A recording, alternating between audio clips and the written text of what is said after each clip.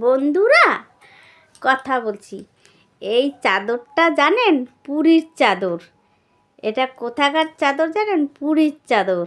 এটা আমার এক দিদিমা এই চাদরটা দিয়েছে। আমার দিদিমা হয়, সে দিয়েছে। এই চাদরটার বয়স ৩৫ বছর। আর এইটা গায়ে দিয়ে এত আরাম আর গরম, কি সুন্দর। আমার ছোটোবেলাকার চাদর এটা। এবার সেই দিদিমা আজকে নেইও, মারা গেছে, আমাকে দিয়েছে। এখনও আমি চাদরটা ফেলতে পারি না, কোথায় গুজে রেখে দিই, তাও আবার বের করে পরি। এটা স্মৃতি, দিদিমার স্মৃতি।